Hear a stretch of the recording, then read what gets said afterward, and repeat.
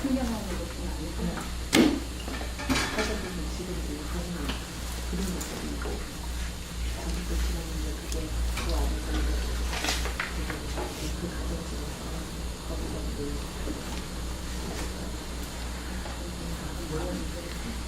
시골이었고 언제부터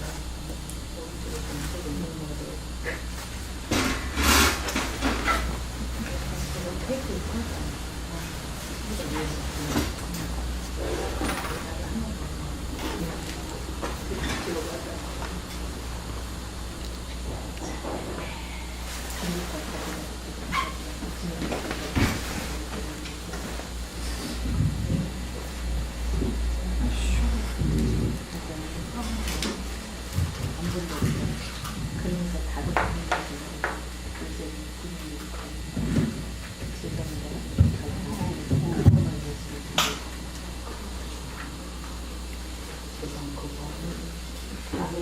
되게 열심히 그걸 듣나봐. 뭔가 그렇게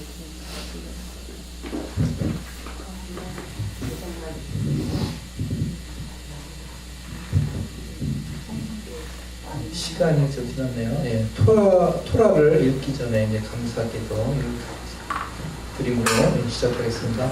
바로 아타 아도나이 엘로헤이누 멜렉 올람 아쉐르 키드샤누 베치카하고 베치마누 라사도 베디브레이 토라.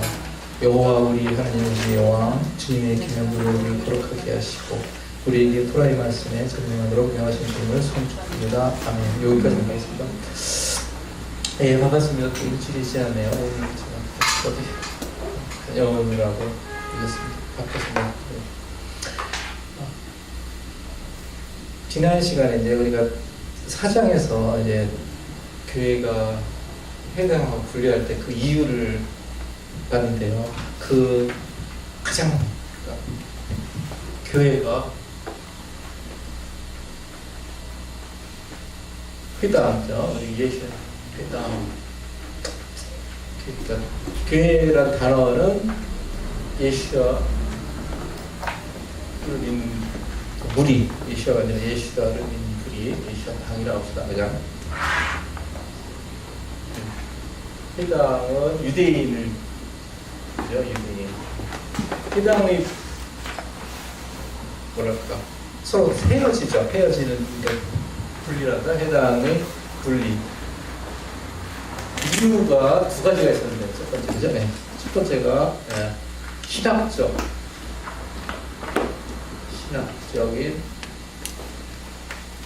견해 차이. 견해 차이. 몇 가지가 있었는데 그 중에서는 그 중심에 하나가 예수아가 있었어요. 그죠? 예수아가 신이냐 아니냐, 그냥 요셉의 아들이냐, 다윗의 자손이냐, 예수아의 신성령. 그 다음에 이제 부활, 부활, 믿는 사람. 시간에 예수아를 중심으로.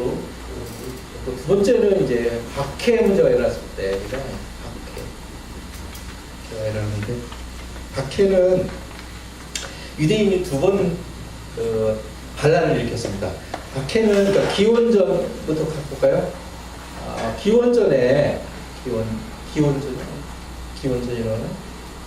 BC라고 합시다. 세상 단어도 그냥 BC에 마카베. 그러니까 이 반란이 있었죠. 그 다음에 이제 이 들어가서 67년, 그죠? 그리고 120몇 년인가, 한 130년이라고 합시다. 정확하게 아는데 130년인가. 마카베의 반란은 예수님께서 오시기 전에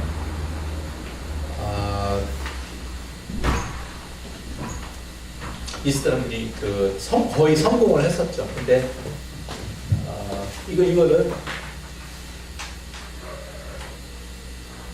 거의 성공을 했었는데 그 마사다에서 완전히 자결했었죠. 그죠? 예. 요새, 마사 요새. 그 왕국인데, 마사베. 그래서, 요거는 바키하고 관계하는데, AD 67년에 1차, 반란이라고 하면 좀 어휘가 이상하죠. 뭐 광주도 어떻게 하냐면 혁명이냐, 뭐 이렇게 어느 쪽에서 봤냐 해서 그냥 1차, 그러니까 로마 측에서 보면 반란이지만은 1차, 뭐라고 해야 되나요? 동기? 이제 2차 동기라고 합시다. 일어났어요. 67년에. 이게 바로 67년에 예루살렘 성이 무너졌고요. 네, 예루살렘 성이 무너졌고. 이때 1차 봉기 때 완전히 다 죽었습니다. 사두개파도 하고 SNF도 이때 다 죽었어요. 그래서 사회 사본이 이렇게 항아리 속에 뒀다는 거는 감추라고 뒀잖아요.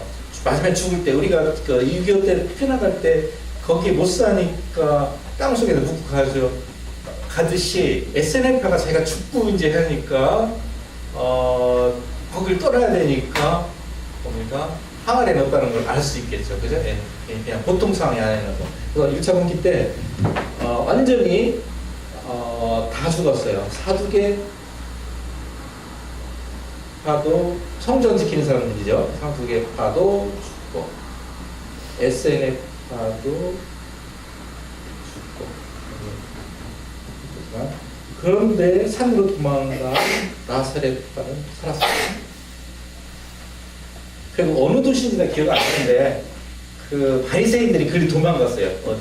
무슨 파는 뭐 이상한 파는가 뭔가 바리새파가 볼리 도망갔어요. 그러니까 바리새파도 도망갔어요. 그래서 나사렛파하고 바리새파가 살아남았어요. 때문에 1차 독일때. 근데 여기에서 이제 박해했대. 바리새 같이 도망갔는데 나사렛파가 뭡니까? 이때는 아직도 교회와 해당의 분리가 아닌지도 모르겠어요. 나사렛파 도망가고 바리새파 도망갔으니까요. 그죠? 네, 아직도. 그런데 2차 봉기 때는 저번에 말했듯이 이게 누구냐면은 코크바예요. 그죠? 코크바. 그런 사람이 일단 반란을 일으켰는데 문제는 뭐냐면 여기에서 그 랍비 아키바라는 사람 있죠. 아키바가 민수기 뭐 몇 장인지 모르겠는데 민수기 말씀에 이 사람을 인용하면서 메시아로 인정했어요. 그러니까 나사렛파 그러니까 바리새파 그쪽에 상황이 남았겠죠. 나사렛파 사람들이 전에 말했듯이 인정할 수가 없잖아요. 바꾸고 어떻게 메시아가 됩니까? 나사렛파는 그 메시아를 믿는 사람들이 모인 건데, 그래서 여기에서 아마 결정적으로 분리가 된 이유가 아닌가 싶습니다. 좀 이따 보겠지만은 나사렛파는 여러분들이 알다시피 유대인이잖아요. 근데 유대인들이 역사 속으로 사라집니다. 4세기까지 있었어요. 하다가 흔적도 없이 사라집니다. 하나님의 역사인 것 같아요. 이상하죠? 그 예수와가 믿음이 이제 서방으로 전환하고 이방인들에까지였고 지금 2018년에까지 이어져 사라져버려요. 4세기까지 유대 역사는 흔적도 없이 사라지는데 이유는 모르죠. 하나님만 아시겠죠. 그러니까 이상하죠. 그 사람들이 분명히 믿음이 있었을 텐데 예수를 믿는데 회당을 짓고 뭐 교회를 짓든 세상을 짓든 유대이니까 그건 관계없을 텐데 계속 있을 텐데 사라져 버리니까 믿음이 끊어져 버려. 좀 이상하죠. 이렇게 생각해요. 역사적으로 연결을 표현되어 있을지 모르겠고 어쨌든 간에 랍비 아키바가 굉장한 이 사람이 순교한 사람이죠. 그 전성기에 의하면은 이분이 불로 태워졌을 거 아니에요. 불로. 제 생각엔 불이라는데 그래갖고 그 장자구에서 타다가 쉐마 이스라엘 그러면서 쓰다가 아도나이 에핫 할 때 목숨인데 하나님께 이렇게 갔다 오고 그런 이야기 있던데 기억이 안 나는데 또 확실한지 얘는 읽은 기억이 있어요. 어떤 간에 순교하는 분이에요. 낚여가도. 그런데 바코크 말을 메시아로 인정했기 때문에 나사렛파가 같이 갈 수가 없었다. 그 배경이 그랬었고요. 신학적인 결의 차이는 예수의 신성이라든가 부활이라든가 그런 거 있었죠.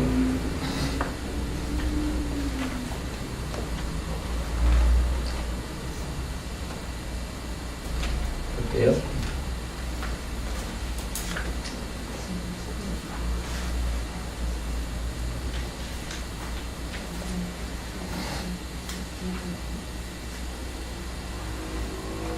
네. 그 다음에 유대교회에서 이제 예수아를 받아들이냐는 문제죠. 근데 그 예수아가 성전이 되었다, 뭐 희생제물이 되었다, 안식일이 주인이다, 뭐 그런 식으로 기독교가 우리가 근본적으로 말하는 예수아 그거를 그러니까 유대교가 말하는 그런 모든 개념들을 예수아로 다 뚱이 되어 보니까 예수아를 배척하고 싶은데 받아들일 수가 없는 거죠. 그러니까 유대교 근거가 사라지는 거죠. 그렇게 생각해보세요. 유대교에 있을 때 자기들의 성전, 안식일, 율법, 희생제사 그 네 가지가 기본 아니고 하여간 기본이죠. 그게 다 예수아로 하는데 자기네들은 가야바라든가 안나스라는 사람 중심으로 어떻든 간에 자기가 또 믿음 세계가 만약에 예수아가 통일된다고 자기가 싫어했던 그렇게 문득병자를 고치고 가디며 눈먼 사람 고치고 했으니까 인정해야 되잖아요. 메시아를. 왜냐면은 눈 사람 뜬다고 했으니까 구약에서. 그러니까 메시아가 나오면은 유대인들은 알았었죠. 눈뜬 사람을. 그래서 세례 요한이 이렇게 메시아니까 더 딴 사람 기다리니까 메시아가 딴소리를 하고 있잖아요. 내가 메시아를 안 하고 딴소리 하고 있잖아요. 뭐 무슨 소리입니까? 뭐 내가 뭐 했는지 봐라. 눈 뜨고 뭐 했는 거 봐라. 아, 메시아라는 거를 간접적으로 나타낸 게 아닌가 싶습니다.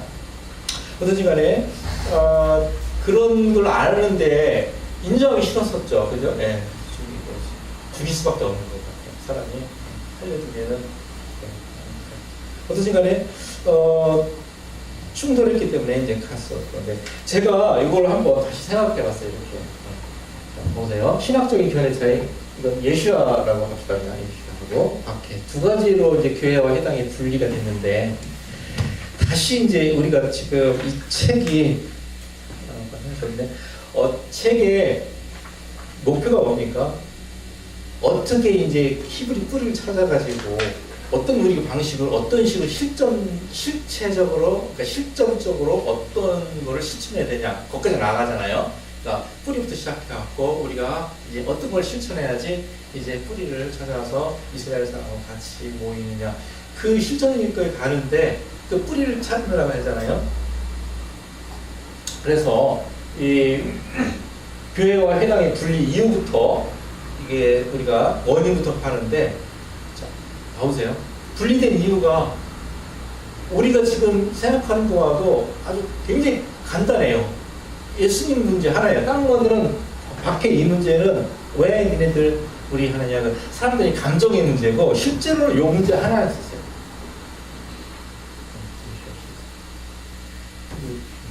예수의 신성한 부활, 그죠? 또 헤어진 이유는 이런 거는 밖에 그런 거는 감정적인 문제예요. 실제로 우리도 감정이 있지 않습니까? 같이 생각해 보면은 우리가 교회에서도 분리되잖아요. 근데 교회에서 같은 하나님을 믿으면서 같은 뭐 안식일을 지키면서 또 같은 주의를 지키면서 같은 설교를 들으면서 같이 믿음을 고백하면서 그래도 갈라지잖아요. 그죠? 네, 갈라지잖아요. 많잖아요. 우리도 갈라지는데 실제로는 그 예수의 신성 요거 하나 혹은 요 밖에, 그러니까 사람의 감정까지도 같이 들어가죠. 우리 요새 교회에서는 사람의 감정이 많이 들어가죠.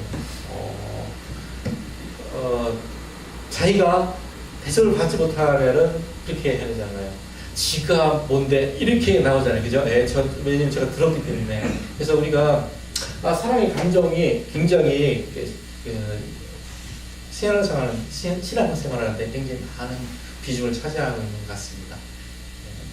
이것 때문에 갈라지기도 하고, 그래서 감정을 상하게 하고, 우리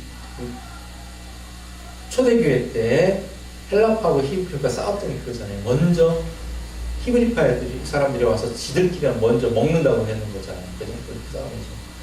근데 히브리파가 양보했기 때문에 이제 봉합이 됐는데, 감정 싸움이죠. 그런 것 같아요. 그 히브리파와 헬라파는 뭐 신학적인 싸움이 아니잖아요. 그냥 감정. 그런 게 참 많이 중요한 것 같아요. 그런데 이렇게 흐름으로 보면 하나님의 역사인 것 같아요. 박해라든가 그런 것도 역사, 뭐 지금 우리나라가 어떻게 되는지 모르겠어요. 이렇게 설명하는 거 보면은 군대도 저렇게 해도 되나? 여러분들 군대 요새 군대 자식을 보낸 분 계세요? 이제 곧 가요. 가요. 굉장히 편하다고 그러더라고요. 병아리 군대라고. 아니 왜? 아니 왜냐면은 그렇게 요새 그 학교처럼 한대요. 그러니까 군대 보내놓고 이렇게 왜 우리 아들 그렇게 하냐고 이렇게 민원이 하도 많아가지고 귀찮아가지고 그리고 훈련받다가 다치면은 상사가 그러니까 만약에 항의가 들어오면은 그 상관이 뭐랄까요 징계받을까봐 그래서 상처날까봐 우리 아예 마음이 아프다고 하면 그냥 내용만 있으라고 그러는데 난 너무 마음이 아프다고 하면 뭐 그런 식으로 세상에 이렇게 바뀌었더라고요. 네. 근데 이게 참 희한한 게 뭐냐면은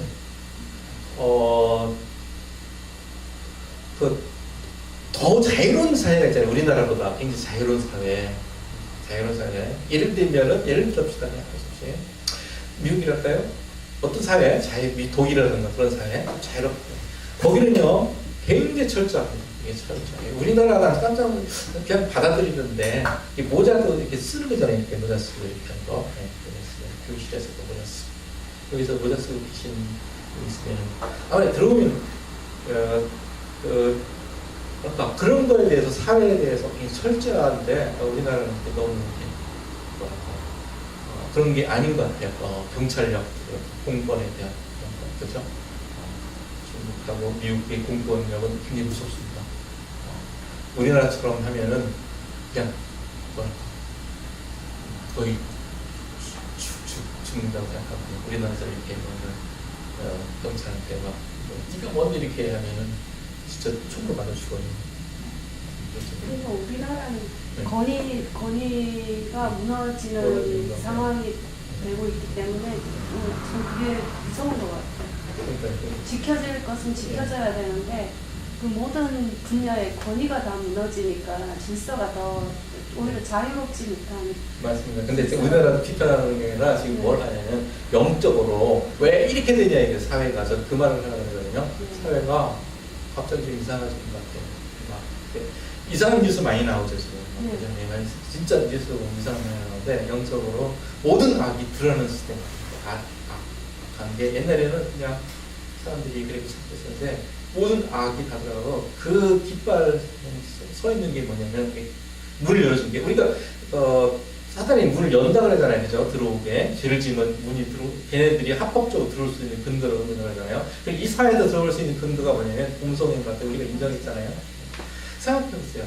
그 신사참배를 북한에서 해요. 신사참배 그러니까 그들이 하는 게 이게 신사가 하는 게 종교가 아니다.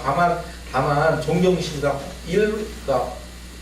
일본 황제의 일왕에게 그냥 한번 12시에 사이렌 울리면 절하고, 그죠? 네, 절하는 게 뭐가 나쁜 거냐. 그러니까 기독교가 받아들였죠. 그 하나 때문에 북한이 70년 동안, 70년 동안 그 모든 것을 복역의 때가 이제 끝나는 게 말하는데, 하나 갚는 거잖아요. 갚는 거잖아요. 우리 믿음의 백성들에 대해서. 그 하나님께서는 악을 제하시라고 했죠. 이 땅에서도 마찬가지로 WCC가 사실은 제가 2007년에 그때 처음 시작했을 때 WCC를 제가 참 아프다가 했는데 그때는 이게 사람들이 좀 요즘 몰랐는데 요새 막 그러더라고요. 2007년에 했을 때 저 그때 WCC 했는데 사람들이 좀 울더라고요.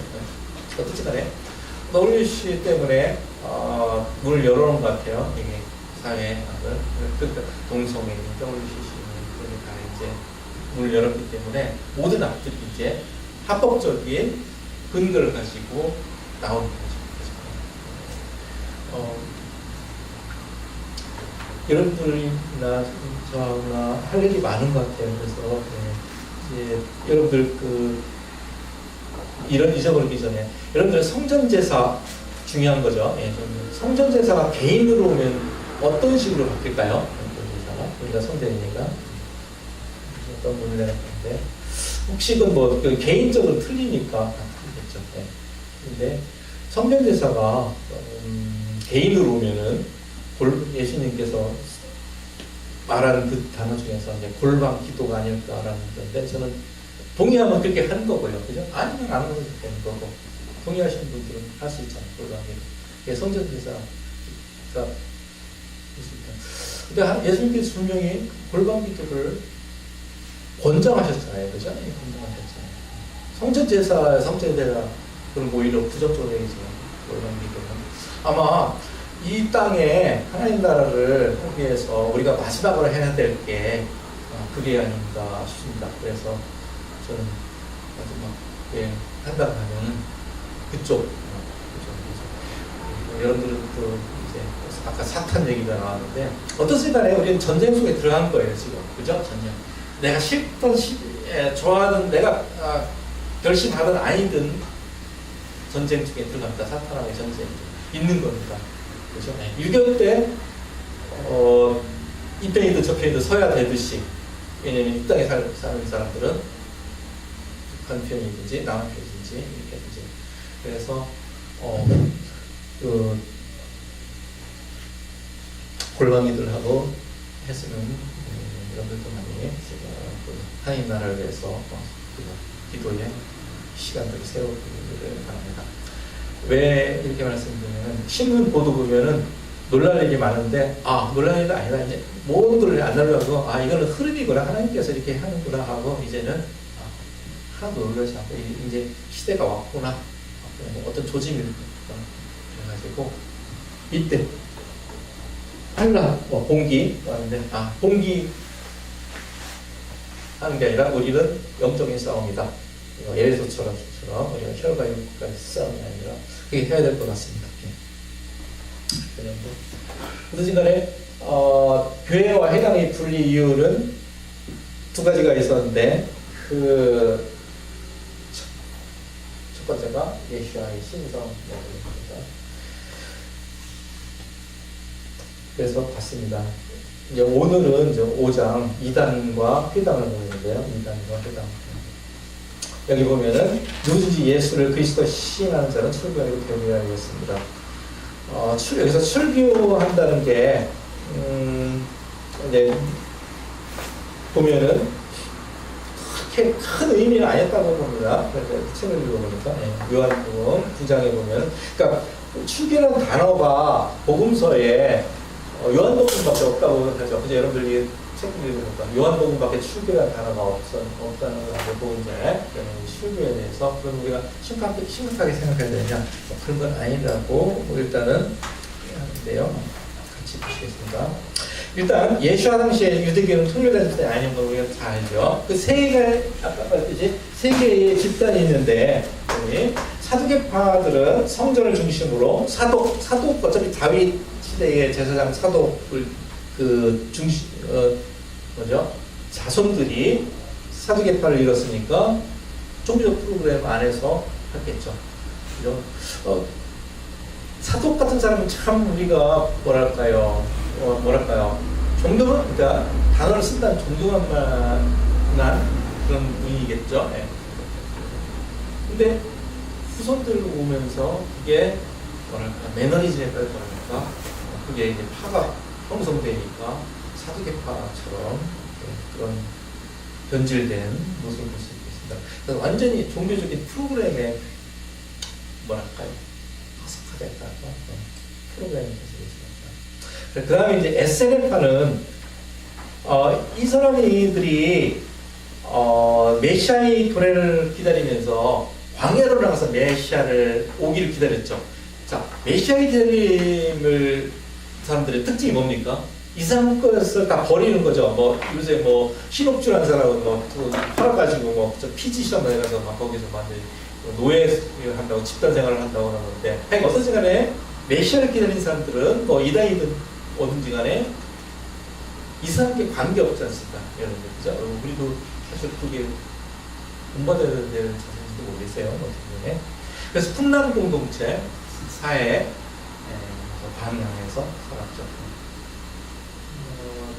그 세례요한이 이파에서 SNF파, 그래서 방에 나가서 메뚜기 먹고 SNF파 사회 세례요한이 이파였을 겁니다. 예. 그래서 이 사람들이 여기 1차 분기 67년 이때 다 멸망당했죠. 아주 괴멸됐다고 합니다. 그러니까 풍란의 사회 사본이 그렇게 만든 거고. 예. 그 정도 요세푸스에 의하면은 이때 한 4,000명 정도가 있었는데 죽었다 그래요. 한 4,000명 정도. 그 다음에 이제 나사렛파가 있죠. 나사렛파는 사도행전 17장 6절에 천하를 어지럽히는 자들이라고 유대인들 사이에서 평판이 있었죠. 그렇죠. 유대인들이 예수와 때문에 흔들렸죠. 그러니까 아까 말했듯이 사두개나 바리새인들이나 이게 종교적 프로그램을 있었어요. 그죠? 그래서 그거를 흔드니까 나사렛파가 천하를 어지럽히는 자들이라는 별명을 얻었습니다. 명칭을 얻었습니다. 그래서 나사렛파는 율법도 지키고 예수하고 믿었어요. 그죠? 네. 유대인들이니까 율법도 지켰고, 그러니까 회당에 있었겠죠? 네. 아직. 회당에서 있었습니다. 나사렛파도. 근데 예수아를 믿었었죠. 근데 나사렛파 중에서도 예수아의 신성을 믿는 사람들도 있고 안 믿는 사람도 있었나 봐요. 보니까 사람들로. 그러니까 예수아를 믿되 예수아의 신성을 믿자. 우리도 그렇지 않습니까? 실제로. 네. 실제로 교회에서 여러분들 모든 교회라고 다 예수아를 그 장로교회 교회를 만약에 1,000개를 몇 개인지 모르겠어요. 1,000개라고 합시다. 그럼 목사님들 설문조사하면 예수아를 안 믿는 사람은 반을 안 거네, 지금. 실제로 그렇게. 네. 지금도, 그죠? 반 정도는. 그냥, 인간 예수, 좋은 예수, 이렇게 알는데도 그래도 설교하면서 다 해피하게 다 살아가고 있어요. 교회 운영하면서. 아마 그럴 거예요. 네. 깜짝 놀랄 수치가 나올 겁니다. 아마 이렇게 보면. 마찬가지로 나사렛파에서도 율법과 예수아를 믿으면서도 견해가 다 틀린 거죠. 자기 기회만 하는 거죠. 신성이다. 아니 다윗의 자손이다. 뭐 이런 식으로. 그죠? 다윗의 자손인데 어떻게 신성이다. 그 부활은 믿었겠죠. 당연히. 그렇죠? 사도행전 5장 28절을 보면 유대 기독교인들이 예수의 가르침을 예루살렘에 가득했다고 말합니다. 그래서 너희 교를 예루살렘에 가득하게 하니 이 사람의 피를 우리에게로 돌리고자 하느니라. 이 사람의 피를 우리에게로 돌리고자 하느니라. 이 사람의 피. 그렇죠. 이게 이 사람의 피라고 언급한 게 이게 그냥 했겠어요. 하나님이 역사하는 게 있어. 이 피가 우리를 예수가 십자가에서 흘리신 피가 우리를 주의 사랑해주고 그런 거잖아요. 제가 딴 거 모르겠는데 인터넷에서 그냥 어떤 사람이 저보고 번역을 해달라고 했었어요. 그래서 번역을 해갖고 하는데 누구였냐면 이렇게 번역을 해달라고 저한테 요청이 와갖고 어떻게 했냐면은 인터넷에서 지금은 시간 없어서 도저히 못하지만 한 2년 전에는 시간이 좀 있었어요. 그래갖고 누가 번역을 해달라고 해갖고 그 자원봉사자를 모집한다 그랬는데 저밖에 없었나 봐요. 제가 해주겠다고 보내왔는데 보니까 들어왔는지 모르는데 헨리 그루버라는 목사님이 있었어요. 헨리 그루버. 재미있는 분이에요, 진짜. 그분 아들이 컴퓨터 해갖고 이분이 엔지니어였다가 주님께서 부르셔서 하는 건데 이분이 사역은 돌아다니면서 기도하는 거예요. 전 세계를. 저도 참 정말 그거 저는 사실 사람이 뭐랄까 뭐죠 우리나라 로망이 있잖아요. 뭐 자기가 원하는 것 있잖아요. 그게 뭐였었냐면 저는 어렸을 때는 중국을 걸어서 다니는 게 로망이었어요. 이렇게. 그런데 이유는 몰라요. 걸어서 다니는데 나중에 이제 예술교 가는데 사두싱 있잖아요. 그 사람 맨발로 이렇게 세상을 걸어 다녔잖아요. 그게 참 모델이 좋더라고요. 그래갖고 했는데 나중에 보니까 인터넷에 보니까 이분이 바로 그걸 하고 있더라고요. 네, 저는 못하지만 어떻지 간에 로망이니까 로망은 되게 못하잖아요. 꿈만 꾸는 거고 어떻지 간에 네.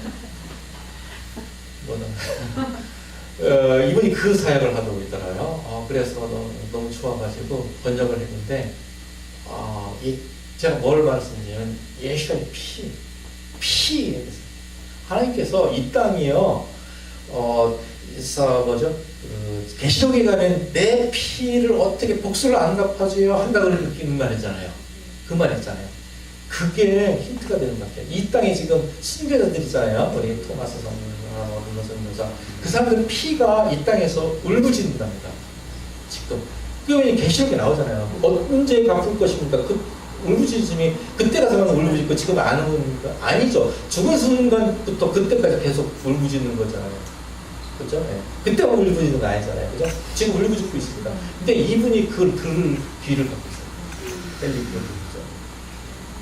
그래서 이렇게 가다 보면 로마 시대 때 이렇게 돼요. 막 땅에서 울부짖는 소리가 들린대요. 그럼 하나님 가르치는데 이거 로마 시대 때 억울하게 죽은 소녀들이 울부짖는 거예요. 계시록이 나오잖아요. 울부짖는 거. 그래서 이 사람이 거기서 기도하고 근데 이분이 참 재밌는데 중국에 가서 통역을 하나 갖고 만리장성에서 이제 거기서 죽은 사람 많으니까 하는데 정말 선도를 그렇게 해야 되는 것 같아요. 그냥 중국 학생이 통역으로 3일간 따라야 되는데 3일 뒤에 이 중국 학생이 그러더래요. 나 예수 믿겠다고. 한마디 안 했어요. 그냥 이 사람이 가는 거 하는 걸 보고 그냥 믿어가지고 나 예수 믿겠다고 오늘부터. 그게 전도하는 거예요. 이 말씀하면 지금 거의 이제 돌아가실 것 같아요. 전주로 또 교회에 와서 좀 오늘까지 어제까지 했는데 시간이 좀 없어서 간다고 했는데 못 갔어요. 아마 한국에 마지막 오실 것 같아요. 최근인데 그분이 돌아다니면서 이 땅을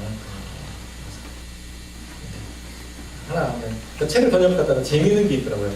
뭐냐면 하나님께서 이제 이스라엘 땅으로 가라고 예루살렘을 가라고. 그런데 이분은 알잖아요. 피가 어디 있는지. 근데 그래갖고 막 하나님 예루살렘을 가지 않게 해주세요. 가지 않게 해주세요. 막 기도했대. 왜 그러냐면 제가 예수의 피가 거기서 흘렀잖아요. 그걸 감당할 수 없을 거예요. 자기가 가지 말라고 막 울면서 했는데 가라고 해서 할 수 없이 그냥 가서. 그런데 거기서 유대인들 만나가지고 전도하고 가라고 한 이유가 있는 것 같고 그 잊어버리고 어떤 간에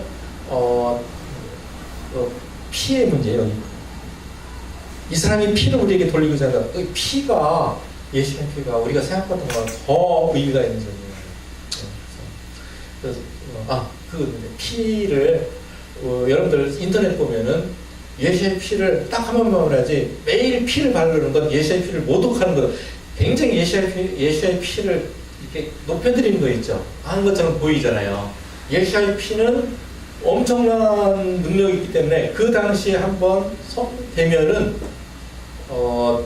더 이상 할 필요 없다. 만약에 매일 바르면 그거는 어제의 피를 인정하지 않는 거다. 구원파 그런 거죠. 구원파 그거잖아요. 한 번 믿어서 구원하면 맨날 구원을 하면은 뭐 확인해보고 뭐 어떻게 된다고 그런 게 있잖아요. 구원파가 구원을 굉장히 높인 것 같지만 구원을 아예 무시하는 거죠. 그 논리가 요거하고 비슷합니다. 인터넷에 보니까 피를 매일 선포하는 거는 예수와의 피를 부정하는 거다. 이런 식의 논리가 나와요. 왜냐하면은 그거는 능력이 엄청나기 때문에 한 번 딱 하면은 끝났는데 왜 매일 하느냐? 그러면 네가 예수와의 피를 부정하는 게 아니냐? 이런 식으로 살짝 논리거든요. 거기에 대해서 두르거 목사님이 경험하는 말씀이거든요. 이분이 사는데 이렇게 코너가 있었대요. 이렇게 코너. 매일 사고가 난대요. 매일 사고가 난대요. 근데 어느 날도 보니까 낚시하려고 이렇게 보는데 세 개의 차가 나왔고 완전히 부딪혀갖고 이렇게 사고가 났대요. 그래서 그 목사님이 아니 왜 저기서 사고가 나나요? 그러니까 네가 예수 그리스도의 보혈을 거기 바르지 않았기 때문에 그런다. 그래서 거기 가서 예수 그리스도의 보혈을 선포하자마자 사고가 하나가 안 났대요. 그거 보더라도 우리가 매일 예수 그리스도의 보혈을 선포할 이유가 있는 거예요. 그죠? 네. 혹시 여러분들 그러지는 않겠지만 어디 가서 나중에 그래도 예수 그리스도 보혈을 뭐 한 번 선포하는 게 아니라 매일 선포하는 거는 우리 보혈을 부정하는 거다. 그런 엉터리 논리에 우리가 생각하면 안 되겠죠. 그러니까 영적 분별이 되게 중요한 것 같아요. 그거는 논리를 그러면은 많은 사람들이 속아요. 진짜.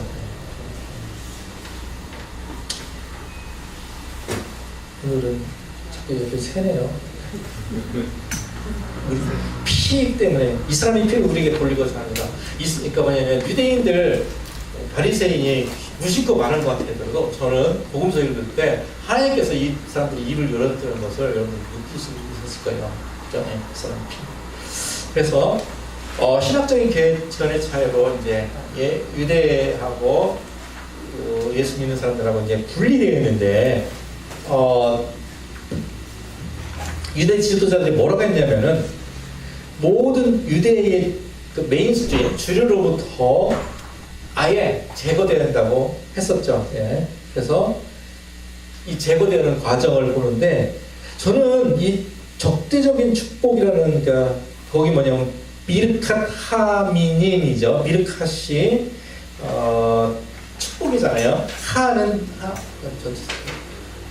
정관성어 미님을 뭐라고 뭐죠?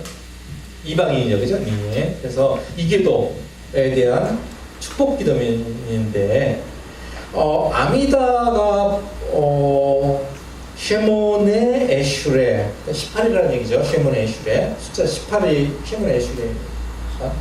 그래서 총 18개도 구성된 우리 아미다 있잖아요. 18개도 구성된데 거기에서 12번째 기도가 한데 이게 나중에 추가돼 가지고 쉐몬의 에슈레가 19개라고 합니다. 네, 잘 모르겠어요. 19개. 지금 몇 개? 안 세봤네요. 네.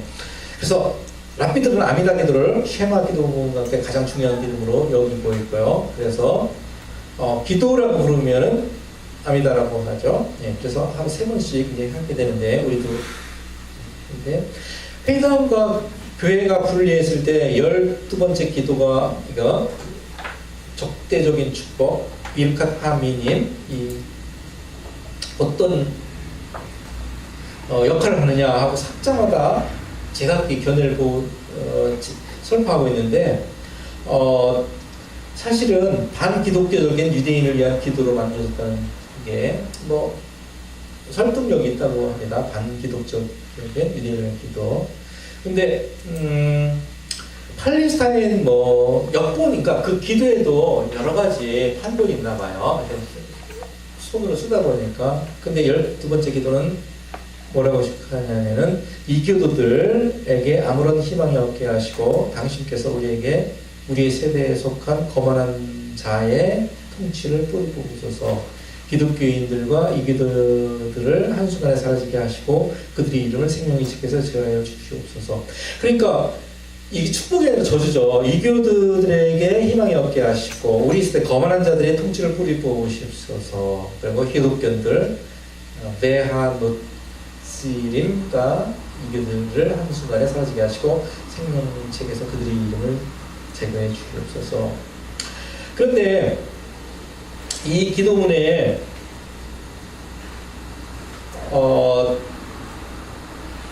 좀 뭐 미래에 대해서 살펴볼 필요가 있다고 이제 하네요. 저도 이제 책밖에 안 했어요. 뭐 크게 제가 여기다가 무게를 두고 싶지 않아 갖고 그래서 책에서 하는 것만 하겠는데 교회와 회당은 갑자기 분리된 건 아니죠.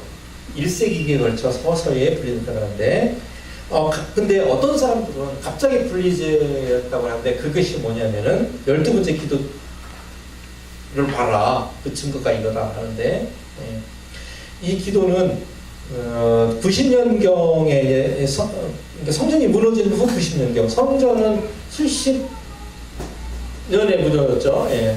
그게 67년 1차 공기 때 로마군이 이거 제압하러 와서 70년을 무너뜨리잖아요. 그러고 난 후에 이제 90년이 됐겠죠. 90년쯤 되면 이제 계시록이 써진 게 아닌가 싶은데 모르겠습니다. 예. 아미다 기도문에 이제 더해진 것으로 봐야 됩니다. 그래서 유대 기독교인들을 회당에서 몰아내기 위한 목적으로 세워놓은 게 아닌가 생각합니다. 예. 그래서 그 책에 보면 유대 역사가 바로는 우리가 보는 12번째 기도는 기독교인과 다른 율법 그리고 민족적인 유대교 교육 사이의 모든 연결을 잘라내는 것에 대해 공식적인 유대교가 공식적으로 인정한 것을 의미했다. 그러니까 이 기도문이 했다는 사실 자체가 이미 교회와 회당이 공식적으로 너는 우리하고 관계없다 그런 식으로 했다는 거죠. 그런데 최근에 이제 다른 학자들이 제시한 증거들은 이 축복기도에 훨씬 더 다른 가능성을 개연성이라고 하는 내용이 가능성이 있다는 것을 봤습니다. 그렇게 딱 잘라서 말할 게 아니라는 거죠. 그래서 축복기도 이거 12번째 기도는 기독교와 기독교 사이의 관계에서 분수령이 그러니까 어떤 사람은 이것을 기준으로 완전히 갈라졌다 공식으로 하는 사람이 있는가 하면은 어떤 사람은 아니다.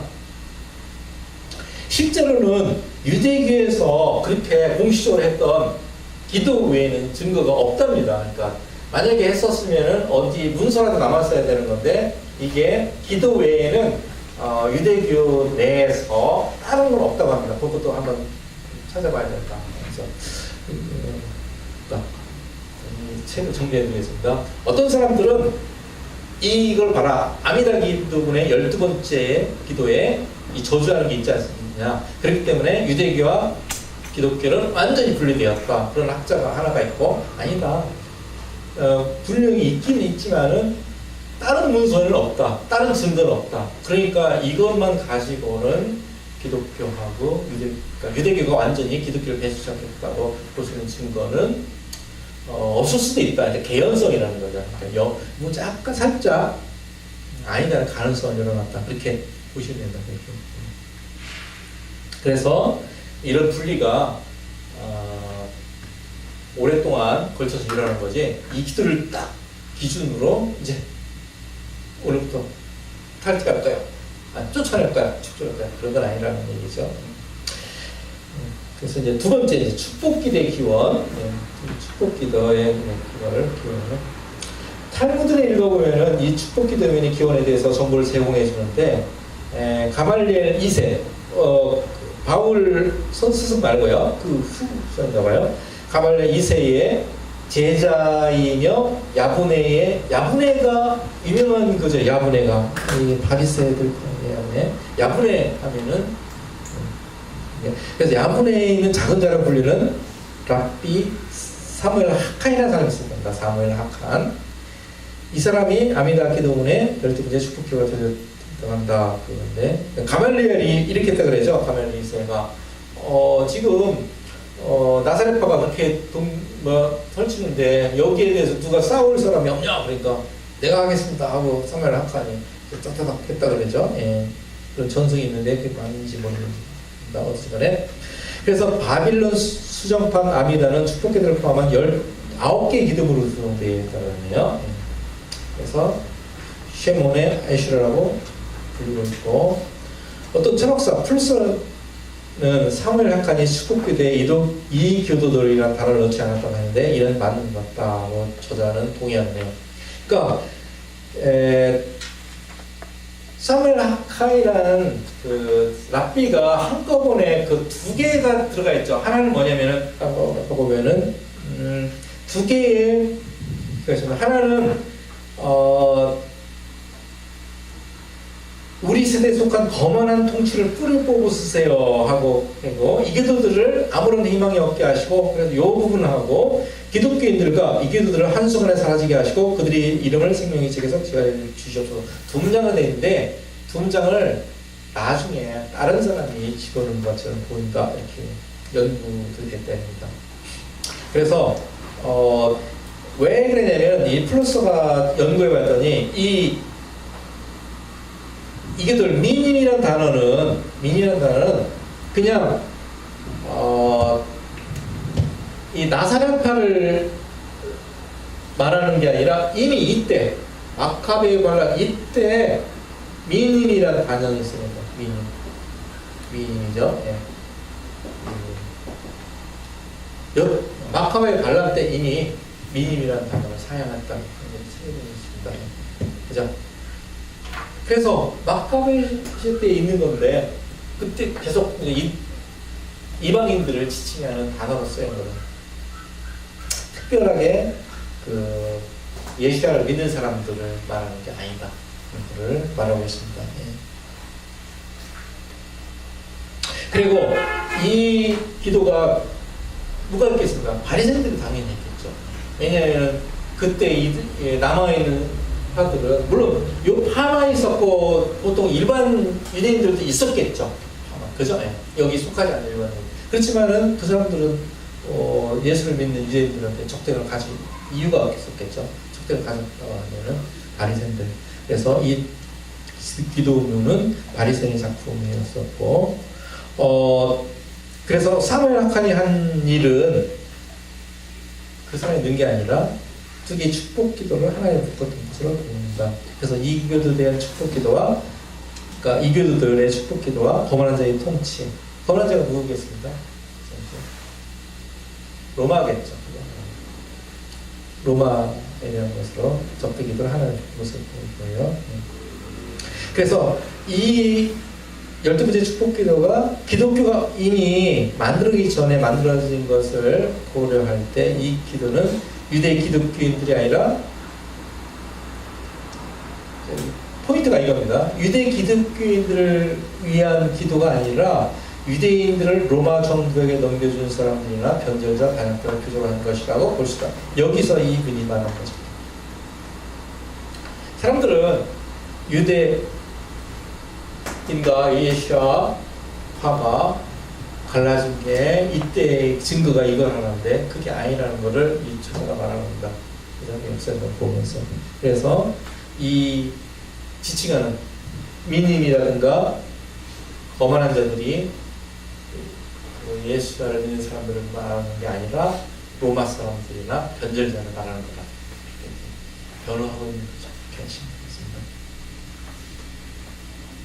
그래서 이 단어는 헬레하던 사람들, 사두개, 에스네파 그런 거 다 있어요.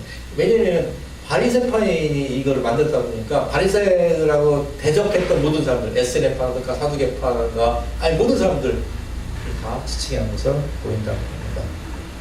그래서 결론적으로 이 12번째 기도문은 이 여기서 쓰는 민임이라는 단어는 광범위하게 유대기 이단을 포함하는 가능성이 높고 특별히 유대교를 그러니까 예수를 믿는 유대인들이 아닐 가능성이 높다. 그게 이 저자가 주장하는 겁니다. 제가 이 책을 보고요. 네. 제가 아미다 책을 갖고 있거든요. 네. 이스라엘 거. 그래서 제가 12번째 기도문을 찾아봤어요. 네. 근데 여기에서 보면 12번째 기도문이 굉장히 좀 이렇게 분량이 있고 충격적인 내용일 것 같지만 사실 이거를 이 12번째 기도를 그냥 다른 기도와 다름이 없이 그냥 넘어갔었던 부분이거든요. 그래서 다시 한번 읽어봤었거든요. 근데 사실은 저는 기독교에 대한 이야기는 사실을 못 봤어요. 제가 그때도 찾아보려고 봤는데 못 봤고 유교도들에 대한 이야기들이 이제 나오는데 그것도 한 3-4줄밖에 안 돼요. 정말 기도문이 그거밖에 안 되는데 그걸 가지고 네. 어떻게 보면 좀 오바 해석하는 부분이 있을 수 있어요. 이분 말씀대로 저는 생각하는데 예, 예. 그러니까 여기서 이교도들을 한순간에 사라지게 하시고 그들의 이름을 생명책에서 제하여 그러니까 생명책에 있지 않게 하시고 의로운 자의 명단에 오르지 않게 해주십시오라는 말은 사실은 이거는 이제 축복기도가 아니라 우리를 저주했던 거야 라고 약간 그 느낌으로 번역을 하신 거죠. 근데 사실 그거를 그냥 봤을 때는 다윗의 시편 같은 느낌이 있어요. 그냥 이교도들 여호와를 믿지 않은 자들이 의로운 자들의 반열에 있지 않기를 원한다. 그리고 그들이 뭐 진짜 생명의 그 생명책에 기록되지 않기를 원한다라는 그런 거는 사실은 그냥 그리고 이건 저주문이 아니라 축복기도거든요. 말 그대로 우리를 축복하여 주시고 우리를 이들로부터 지켜주시고 이렇게 악한 자들은 이런 의로운 자의 반열에 있지 않게 하시고 이런 이제 그렇죠. 이 포커스가 블레싱이지 어떤 건 저주가 아닌데 이건 이제 이걸 가지고 우리 입장은 이교도라고 입장에서 바라보니까 얘네들이 우리를 저주하라고 이제 만들었던 부분이고 아마 그렇게 해서 해석되지 않았을까라는 생각은 저도 좀 이렇게 들었고 대신에 그 12번째 축복에 대한 주석처럼 이제 설명이 있는데 그 설명에서는 그렇게 나오더라고요. 그러니까 성전이 무너지고 나서 그 다음에 회당 안에서 회당이 갈라지게 했던 사람들로 인해서 이게 그런 사람들로 인해서 추가됐을 수 있다. 그러니까 이것도 이제 가정이죠. 이건 원래 있는 건 아니지만 그런 회당에 이제 성전이 무너지고 난 다음에 그런 사람들로 인하여서 추가되었을 수 있는 나중에 추가된 부분일 수 있다 이렇게 나와 있기는 해요. 근데 진짜 이분처럼 이게 진짜로 어떤 기독교인들을 예수야를 믿는 사람들을 겨냥을 한 거다라고 보기는 조금 저도 좀 생각해봐요. 감사합니다. 아까 말했는데 10편에도 보면은 우리가 다 읽으면은 엄청난 망하잖아요. 그죠? 예. 이런 단어를 썼을까? 그죠? 예. 그죠? 갑자기 생각 안 나는데 뭐 굉장히 엄청난 단어잖아요. 예. 그 소망이 없게 하시고 막 그들 그런 게 막 그게 되게 일반적인 느낌이 나요. 일반적인 예식. 네, 감사합니다. 예, 그렇게 역시 사람은 많이 배워야 돼요.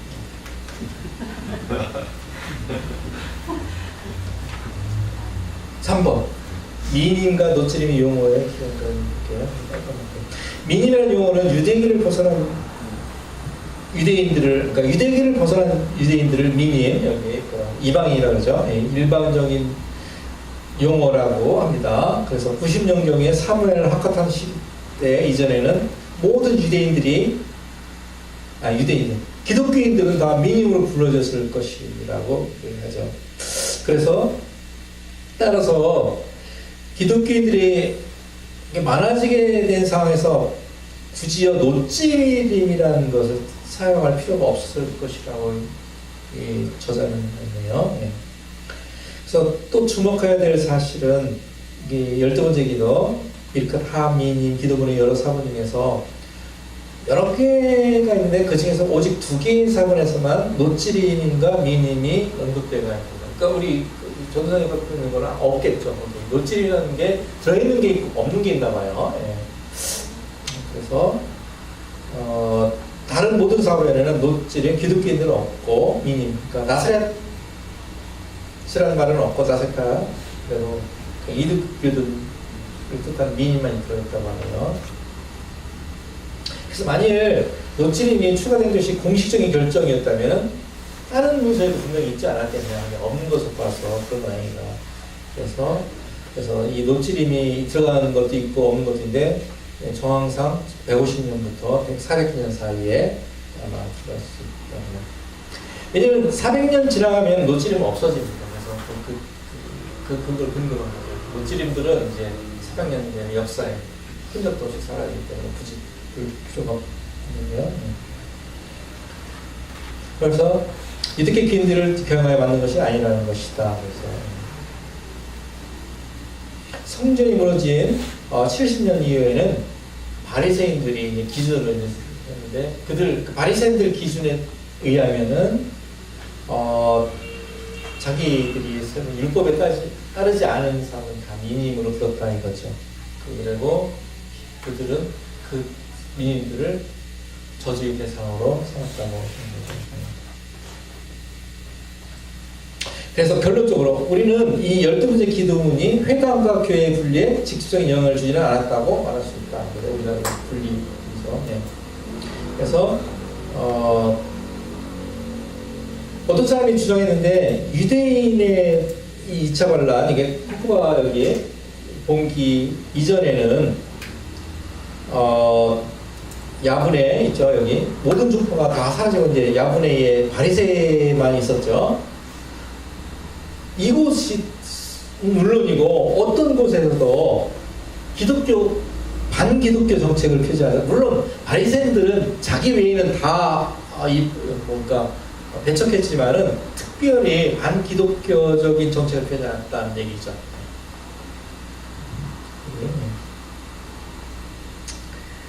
자, 그럼 4번 회당에서의 출교를 보겠습니다.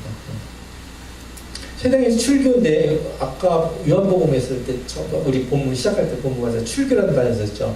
그럼 요한복음에는 세 군데서 이제 출교라는 단어가 나오는데 이 요한복음의 세 구절과 이 기도문과는 관계가 있는가 이렇게 물어봤는데 요한복음은 90년경 야분의 시대, 그죠? 야분의 시대에는 뭐냐면 바리새인들이 거기 활동하는 시기죠. 그때 바리새인들은 굉장히 위대한 일을 했었죠, 그죠? 율법을 지키고 민족의 순수성을 지킨 사람들이죠. 지금 보는데 물론 뭐 그런데 유대인들이 회당에서 쫓겨났다고 기록되는 것은 없다 합니다, 실제로.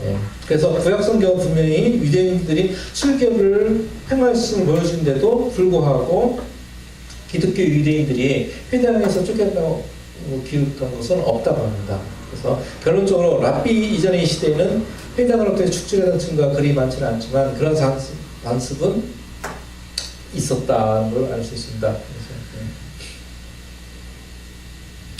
그래서 그러면 출교가 있는데도 불구하고 왜 안 했냐, 그거에서 우리가 출교에 대한 성격에 대한 바른 이해가 하는 것이 필요하다고 니두이와 헤레미인데요. 그러면은 요한복음이 의미하는 출교는 유대인들의 민족적인 그리고 종교적인 교제의 완전히 단절이 아닌 것으로 보입니다. 그러니까 요한복음에서 출교를 했을 때 유대인 민족으로부터 끊어지는 그런 게 아닌 것 것으로 보여준다고 저자는 말하고 있습니다. 그러니까 중세 시대에 출교하면은 굉장히 엄격했었죠. 근데 여기서는 그렇게까지는 아닌 것 같이 보인다는 거죠. 그래서 예수아가 유대교 지도자들에 의해서 속대시 되었지만은 예수를 따른 사람들은 유대교 공동체의 일원으로 여겨졌다. 그리고 메시아에 대한 견해에 있어도 상당한 자유가 용납되었다고 하네요. 그래서 메시아를 따른 사람들이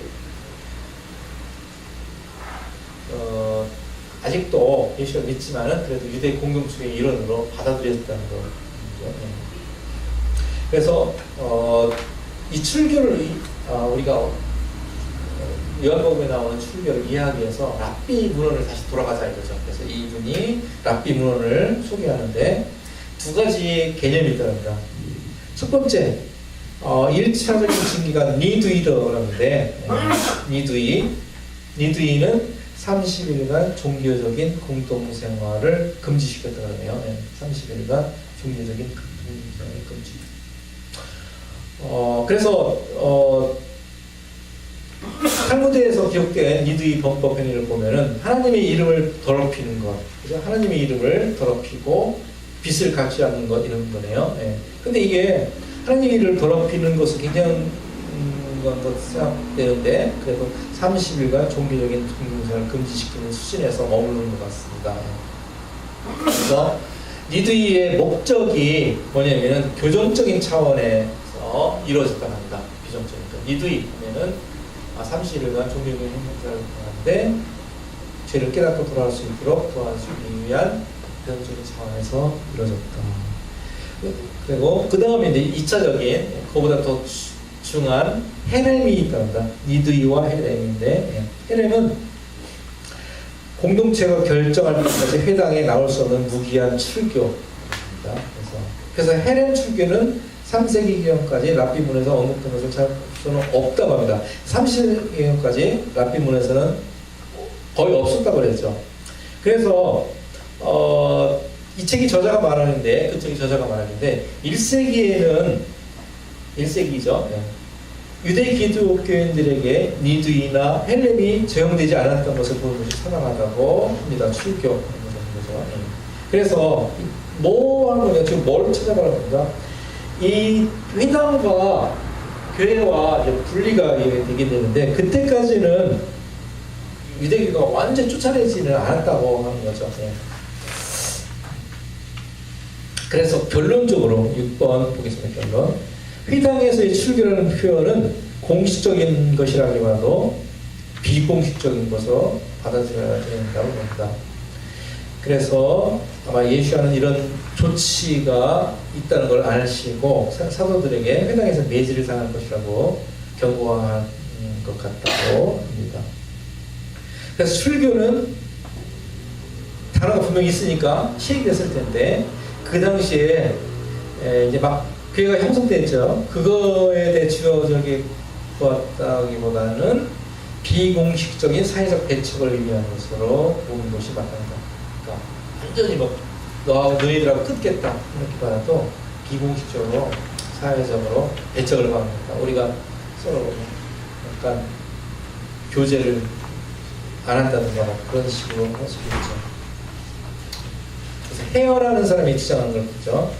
헤어는 주장하기를 회당의 공동체가 용납하기 어려운 것으로 간주된 기독교인의 행동들에는 반대하였죠. 그렇죠. 이를테면 회당의 공동체가 받아들이기 힘든 어떤 행동들이 있었겠죠. 그렇지만은 그런 부분은 용납하지 않았지만 그리스도에 대한 믿음 자체에 대해서는 그것 때문에 출교를 하지 않았다고 봅니다. 이건 조금 그리스도의 믿음 자체에 대해서 반대로 출교 수행하지 않은 것으로 보인다. 모르겠습니다. 여기 신학생의 견해 차이는 있어서